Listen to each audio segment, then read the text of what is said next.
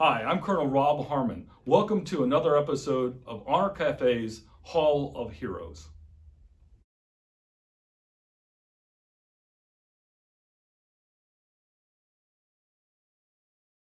It is just such an honor to meet you and to listen to your stories. We spoke for a while at the Honor Cafe, and we just had to get up here to the Hart Museum, the Hart Veterans Museum in Huntsville, Texas, to interview you.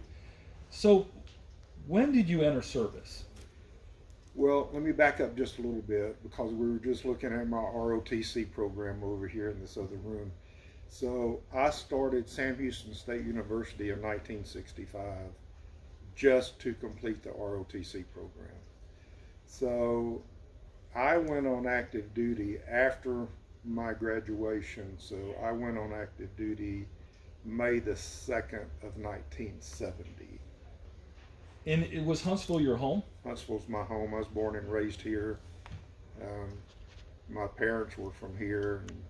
And, although I worked a lot of time with the prison and off and away, I always come back here. And I've been actually one of the founding members of this museum, so I've been doing this for 25 years. So you were a Huey helicopter pilot in the Vietnam. Was that your first choice?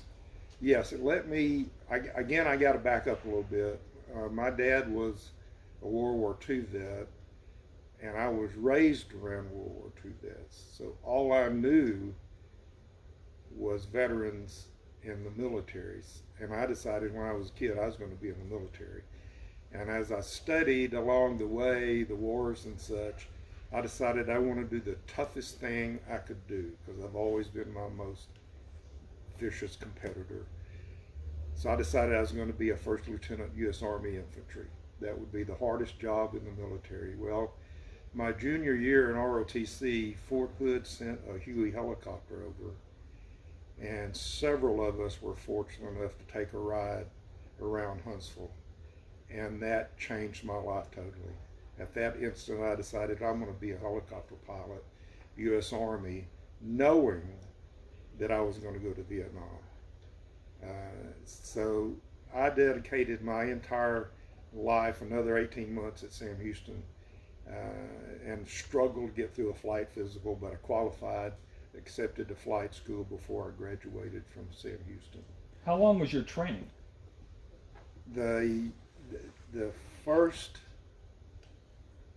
three months of active duty is infantry officer basic school and other things. Then flight school begins at Mineral Wells, Texas, Fort Walters at that time, which is an old World War II base.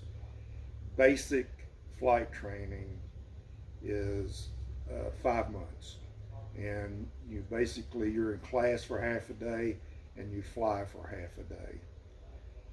There they just teach you the basics of helicopter flying and try their best to keep you from flying into a tree or a hillside. But anyway, I was so confident in what I was doing, I soloed with 8.5 hours in instructions, which was at the top of my class because I was so dedicated. The second half of training is at Fort Rucker, Alabama, and there we went through more of classroom work, but we went through instrument training to attempt to teach us how to fly in weather with instruments only. That was the hardest course I ever took in my life because it was so primitive, and I can't explain to you in detail because it takes too much time. But the last part of that class, we transitioned into Huey helicopters. And at that point, we really started studying aviation tactics, formation flying, night flying, simulated combat approaches into landing zones, moving heavy loads in the helicopter and external loads on a sling load. So that entire process is 9 months long. And during both of those schools, primary and secondary, you get 3 screw ups. They call them pink slips. You get 3 pink slips and you're out, doesn't matter what. So the whole process, that whole 9 months, is very compressed because the Vietnam War was eating up helicopter pilots very rapidly. And I had a set of orders when I went on active duty, assigned me to Vietnam flight school en route. So if I busted flight school, I was going to go as an infantry first lieutenant, which I didn't really want to do. I wanted to go as a helicopter pilot. So I managed to get through flight school with no pink slips, and had a great time doing it, even though it was tougher than 4 years at the university. Very compressed, but this is, of course, if you didn't do it right, if you didn't learn what they're trying to teach you, you're probably not going to survive the war. So, do you think it prepared you for Vietnam? No, not once did anybody, any instructor, even though these instructors were 2 or 3 time pilots, 2 tours or 3 tours in Vietnam, not one time did any of them tell me, new guy, that's what they call you over there, new guy, somebody's going to try to kill you in Vietnam. It never came up, not once, and none of us thought to ask. We're concentrated on graduating from flight school. And the flying here in the United States is not anything like flying in Vietnam. One thing is, you're at home every night here, you have a good meal, you're rested up, you get to sleep, you get a hot shower, a cool place to sleep. In Vietnam, it's totally backwards. You fly 8 or 10, 12 hours a day. You grab a meal out of a can if you can. The only thing I wanted in Vietnam was a drink of water, and I couldn't find that in most cases. Flying in Vietnam is totally, completely different from here. You're tired, you're stressed, you're scared, you're terrified. The helicopters are worn out, you're worn out. Everybody just wants to get through one day. That means start over the next day and do that 365 times, and you can go home if you live.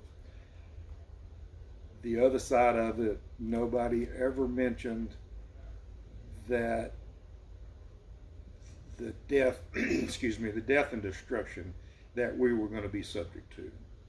That is, my main fear in Vietnam when I started flying was, what was I going to do when I picked up my first dead American? Because here in America, you don't see dead people except in a hospital or a funeral home. You're picking up dead USGIs in Vietnam. They're blown up, they're messed up, they're dirty, they're hurt, they're scared, they're dead, and they just throw these guys in the back of the Huey. Well, as it turns out, I didn't have a reaction. I was about 6 weeks into Vietnam when I picked up I'm still a new pilot, so I had an aircraft commander with me. When I picked up my first dead American, I didn't have any reaction to it. It was just another piece of cargo to me. Sad to say that, but that's how it is. When you entered Vietnam, what year was that? And tell us about how that happened. Okay. I arrived in Vietnam on the 2nd of May, 1971, and everybody that's been there and gone through this tells you the same thing. It's a 22-hour flight on a commercial airline over. Every seat is taken. If you get up, you can struggle your way to the restroom. They feed you every 4 or 5 or 6 hours. Doesn't matter what time of day it is. If you start flying at 6 o'clock in the morning, 6 hours later you're going to have lunch. But as time goes by, then you're eating breakfast at 10 o'clock at night. So you're screwed up totally from being on an airplane for 22 hours and in an air-conditioned airplane. And I hit Vietnam on May the 2nd in the summer, and it's just like the weather we're having here, except it's hotter. You open the door in that airplane, you step out, the humidity hits you, and your nice uniform is soaked with sweat, a horrible smell, and there you start out.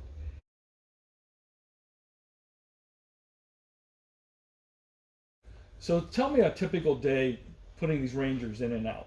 Okay. My last few months in Vietnam was devoted almost exclusively to carrying out long-range reconnaissance patrols, U.S. Army Rangers, long-range reconnaissance. We called them LRPs, long-range reconnaissance patrols. And at that time, since most of the U.S. military infantry was already gone, these patrols were almost always resulted in some heavy and close combat. In reality, I would take a flight as 6 Rangers was a standard patrol, which is what we did almost exclusively, because these patrols go out not to get into combat. They go out to look, see what they can find the bad guys, get it recorded. If they had radio contact, they'd report that back to somebody. So they were not designed to get in heavy combat. There were 6 guys, and they carried the maximum amount of ammunition and hand grenades, but 6 guys against 300 or 400 bad guys.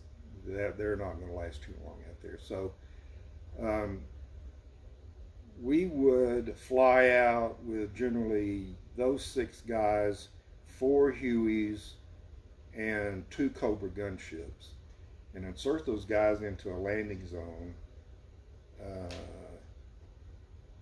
an hour or an hour and a half flight out into the jungles, trackless jungles. You don't see anything else out there.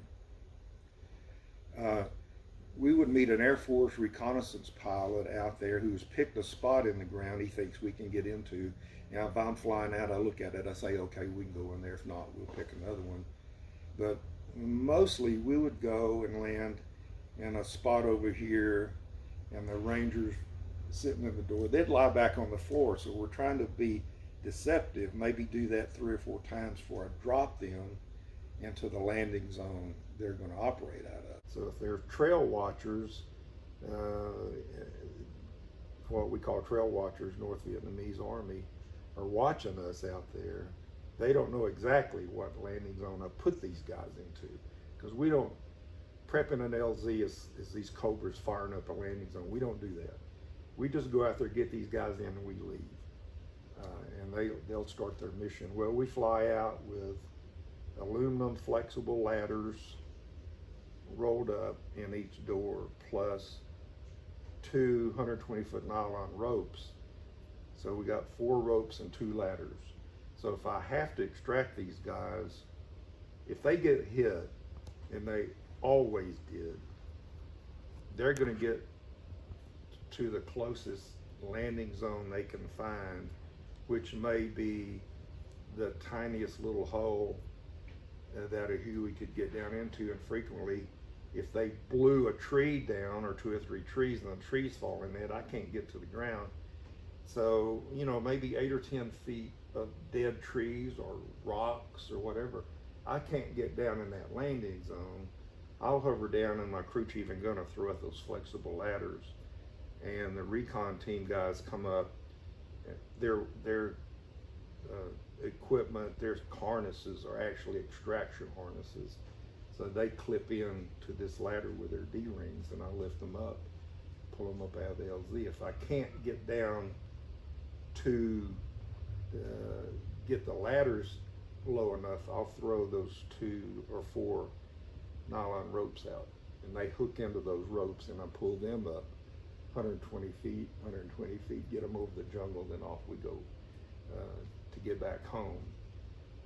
As it turns out,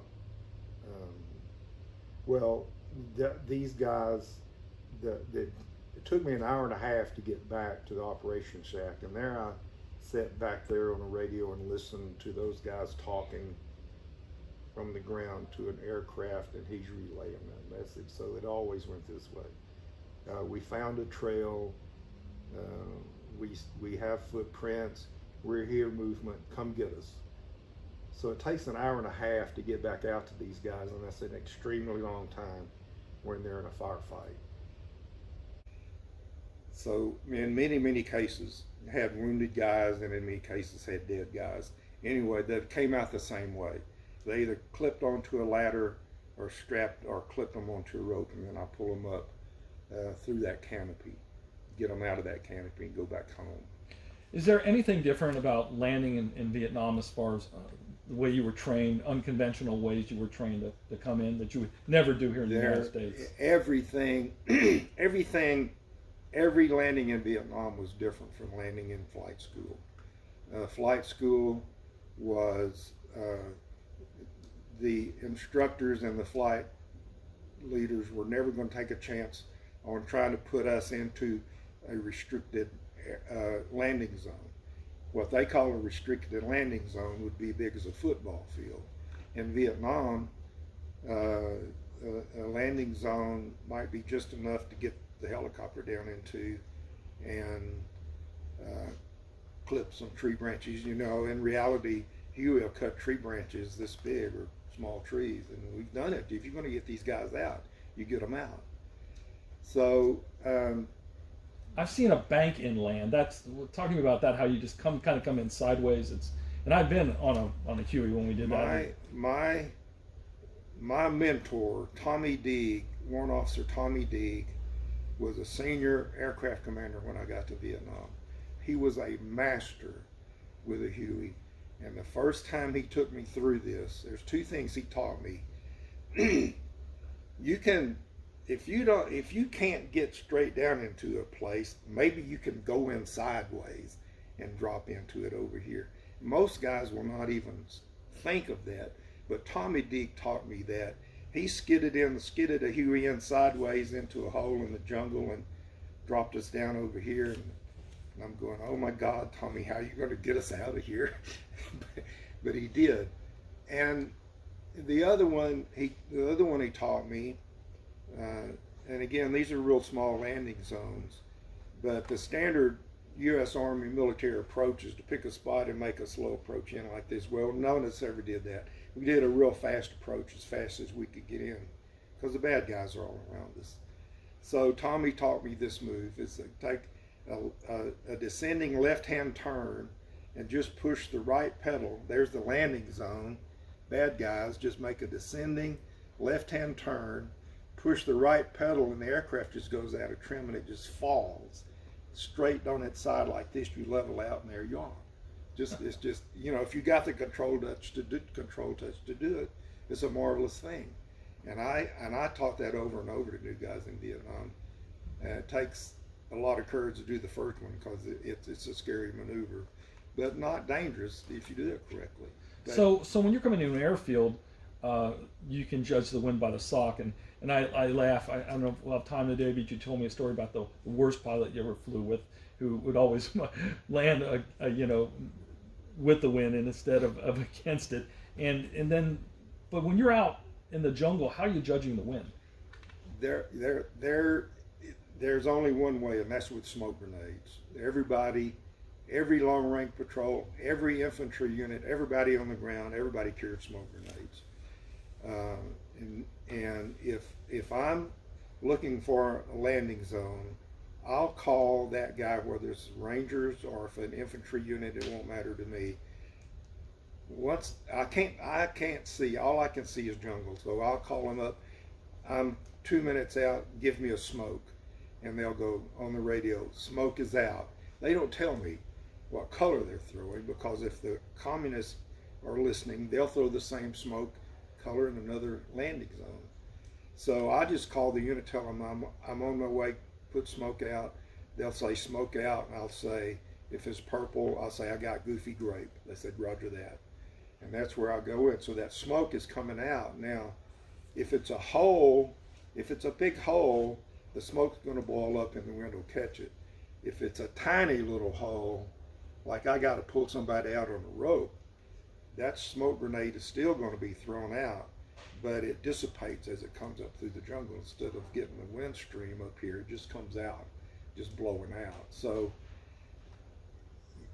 after a while, flying every day, all day long, you get a feel for that aircraft. If you're coming in downwind, the aircraft's going to tell you you're coming in downwind, because the importance of that is you got to have wind flowing over this rotor system. If you get it coming in behind you, it affects the tail rotor and the main rotor. So it gets real squirrely like this. It starts getting, it don't want to fly right. And if you still got enough altitude, you can pull it out of there and come back around and get into the wind.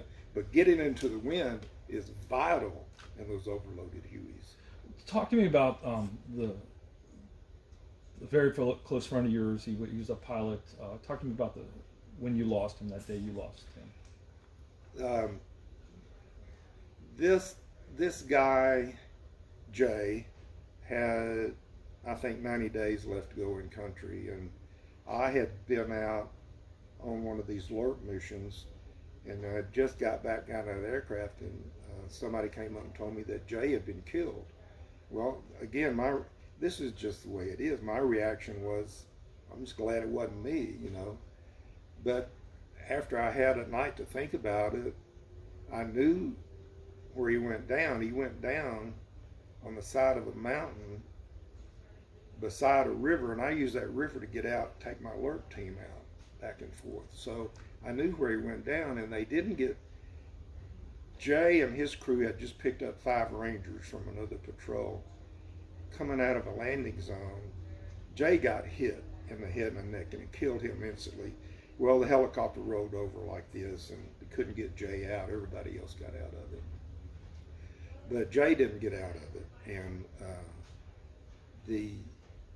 I was ready to the next morning. Went to company commander, told him I'll fly the mission to go out and get Jay out of there. You know, all we got to do is hook a Chinook helicopter onto it and lift him out of there. Putting a rigger team in, and he said, no, nobody's going to go out because there's too much enemy activity. I said, isn't that why we're here? That's why we want to find these guys. Well, anyway, nobody would mount a mission to go get Jay, and then a couple of days later, after flying out there, I saw some dead trees and dead brush down at the bottom of the mountain. The next day it was closer. So I started seeing a line of dead brush going up the mountain, and I knew that the NBA, the bad guys, were going to go up for Jay. And I decided they weren't going to have him. So I sent the rest of my flight back home and kept one Cobra gunship and all. I said, will you do it? He said, yes. And I might back up just a minute. This last day out, I saw the orange marker panel we all carried, emergency marker panel. That's what made me make my decision. I knew the NBA had reached up to Jay. So I asked that Cobra pilot with me, I said, will you do it? He said, yes. He zoomed in and shot 17 rockets into it, and the bad guys didn't get Jay.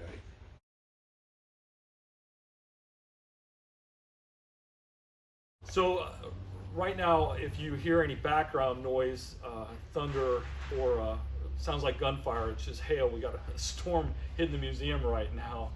So you have a story you want to tell us. I want to tell this story because it defined the rest of my tour in Vietnam. And it is a story that ends up with me receiving a Distinguished Flying Cross, which is the measure of a helicopter pilot in Vietnam. So I'm a brand new pilot in Vietnam. I'd only been flying for about 6 weeks. And duty officer came down, woke me up at 4:30 in the morning. I'm going to fly at 5:30. We're going to go pick up a reconnaissance, long-range reconnaissance team down in Da Nang, which is 70 miles from where we're located right now, and insert them out in the jungle somewhere. We don't know all that yet. We don't know where they're going. So we get a flight of 5 Hueys in the air at 5:30 in the morning. It's pitch black, and I asked my aircraft commander, what is our mission for today? And he said, just shut up, new guy, you'll find out when we get down there. I'm an infantry first lieutenant, he's a warrant officer. That's how they treat new pilots. So I learned my lesson, keep my mouth shut and just listen. So about 20 minutes into the flight, a stream of red tracers shoot up right in front of our helicopter, right off the nose of a helicopter. Nobody even says anything. Nobody even looks around except for me. And I said, what was that? And aircraft commander says, that's the South Vietnamese Navy. That's our allies shooting at us down there. And I said, oh, fine. So we got down to Da Nang Air Base, where we're going to meet the reconnaissance team. And one is they had a dining room with real food, coffee, and ice water. And I hadn't had any of that for 6 weeks. So the mission briefing started and then was closed, canceled the mission briefing because the weather out in the landing zone was picking up thunderstorms. So we sat around about 2 in the afternoon, and the gunship pilot says, "We're tired of sitting here. We're going to go out and kill some people." So 2 Cobra gunships took off, and the rest of us just sat around there still drinking coffee and ice water and eating donuts. And soon the air mission commander called us up and says, "We got a mission. The Cobra gunships killed 5 guys out in a clearing not too far. We're going to go insert the team, the recon team, police up the bodies and anything else we can find, and bring them back." So we launched. We're number 2 in the formation. Flight lead is in front of us. We're number 2. Got one more Huey behind us. We load up those 6 recon guys, and I'm getting kind of scared by now because the recon guys, you can look in their faces and they're scared too. So that kind of scared me a little bit. So my job flying into what's going to be a hot landing zone, because we know there's bad guys out there already. My job is to sit in that Huey, barely touching controls, look at the instruments and tell the pilot if anything is looking bad on the instruments, da-da-da-da-da. And I'm on the controls in case he's hit, I can get us out there. That's my total job. I don't look out, I don't look around, nothing. I'm right here. So the lead ship went in and dropped 4 Rangers in, and I'm number 2 ship. Number 1 ship calls in that he's taken fire from up the mountainside. The mountain slopes up this way and down over here, and we come in this way, and I just glance out the window, and white engineer tape, white cloth tape. There's a trail going up the side of that mountain lined with this white cloth tape, and there's a flag down here, a black and white checkered flag. And I know already this cannot be good. We've landed right in the midst of something really, really bad. So the number 1 flight lead ship drops his 4 guys, then immediately calls taking fire from up on this hill up here. And by the time, we're only 10 seconds behind him, by the time we get in there, mortar rounds are going off. So my 2 guys have to go out because the other 4 guys are already in that landing zone. So I've been on enough landings already that when we come in to a landing zone, we just touch the back of the skids and rock forward, and we never stop. And I feel the ship rock when the guys go out the door. So I know they went out, but we didn't come out. We didn't come out. We just kept hovering forward very slowly, hovering forward and forward, forward. So I've learned after about 10 seconds, the bad guys are going to get their heads up. If you're in that landing zone more than 10 seconds, they're going to come after you. Well, we didn't come out. We just hovered very slowly, hovered forward, forward, forward, and we stopped. And I looked over at the aircraft commander, and he's weeping and weeping and screaming in the radio, "I can't do this anymore. I can't do this anymore." And I got totally, completely calm. I've never been that calm before. Everything went crystal clear. All the sounds were crystal clear. All I said, "Okay, I got it. I'm gonna fly it out. I got it." And he sat there with his hands in his lap, weeping. Well, what he had done is fly us right up to a tree line. So I didn't have any room to go forward to get out. So I had to come forward. I had to come straight up. And the only thing he said is, "You're losing rotor RPM." I pulled too much pitch, so I slowed down. And I get out. I get above the trees. So I thought I saw flight lead turn to the right, which that means he's going around the back side of this mountain. So I stayed in the treetops, made my right-hand turn. I never caught up with him. And then I hear him call that the team is called for an extraction, an emergency extraction. Still, I'm totally calm, just like I know what I'm going to do. Flight lead's a little bit ahead of me. He's probably 20 seconds ahead of me by now because I can't catch up to him. But I'm watching him, and he comes around, he goes around the mountain, and we're coming in back over here. Four of my 6 guys are out here in front of us by now. So now there's mortar rounds going off everywhere out there. And tracers are zipping across everywhere. They shoot green tracers. So flight lead goes in, and he gets the first 4 guys on board, and I'm still back here 20 seconds back. I drop down real low, and I hear on the radio a voice say, "Leave us, it's too hot." And I just said negative, get ready to come out. So I'm still 20 seconds back here, and these 2 guys are fighting it out with the bad guys, and my crew chief is in the back on the left side. So I'm only this high off the ground right here in this tall elephant grass, which is about 6 feet tall. And the crew chief says, "LT, Lieutenant." He says, "LT, there's 2 of them right under us." And I'm looking up, and I said, "No, I see them out there. They're in the LZ." And he goes, "No, bad guys are right under us." And I look through my chin bubble, and there's 2 NVA with a machine gun about to start opening up on these guys. So I just pushed the pitch down and just skidded right across it like this. And picked it up, went down, got my 2 guys, and got them out, and just cleared the tree line again, the same tree line I just had to go over before. And the number 3 ship came in behind me and says, "There's airbursts going off behind you." Well, that only means that's a 37mm anti-craft gun. I said, "That can't be possible. I'm only 10 feet off the trees." Well, these guys in the back were throwing grenades out. Throwing grenades out. And that's what he was seeing.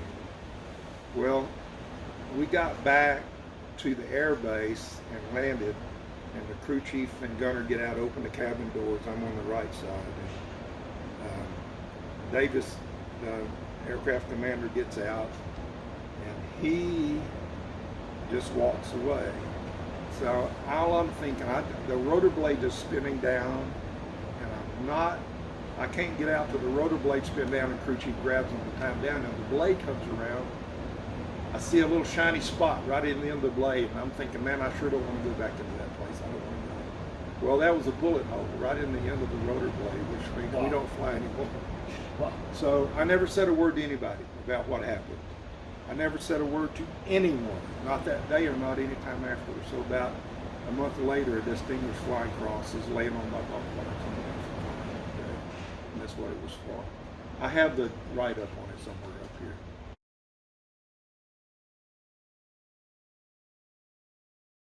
Well, this is my display in the museum, and a lot of the patches from the recon guys, some photos of me in Vietnam. One of them, you'll see me wearing body armor over here. This was November the 5th, 1971, when I took a round right through the windshield, right through the airspeed indicator that sits right in front of me, and I just turned to look out the window, and the round bounced off of my body armor and went through the sleeve of my shirt, and there it is right there. And there's what's left of the bullet right there, the brass case of it, and a little bit of that was sticking in my arm. So that's like a second birthday to me, to live through that one.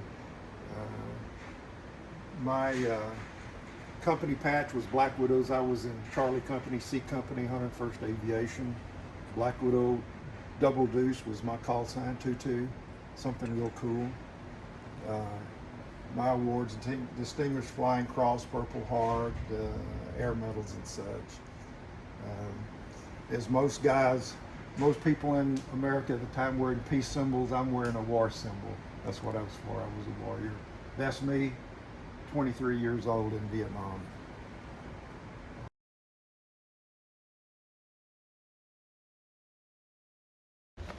Well, sir, I want to thank you today for interviewing with us. On behalf of the Honor Cafe and the Hall of Heroes, we'd like to honor you with a poem that we're going to be writing for all our veterans that we interview. and this is called the Huey Tribute. The sound of blades beating air, flight begins to dangerous lair. Heat and fuel, sweat and blood, the smell of war was fully on. Then as fire strikes the sky like pounding hail, it hits all sides. Return the fire, the crew chief yells, the gunner now unleashing hell. Tracer rounds guide his path, past the danger, what is next? Some smoke, a clearing, the ladder's out, rangers leap from the jungle ground. Snapping in, the live and lost, the pull is hard, they barely lift up. Skilled at 20, he holds the stick. Come on, baby, one more lift. This was it, the final run, the angel straining, the pilot pushed on. The team was in, their feet on the skids, one lay silent, his life was spent. These men of valor, young and brave, they fight to serve those they can yet save.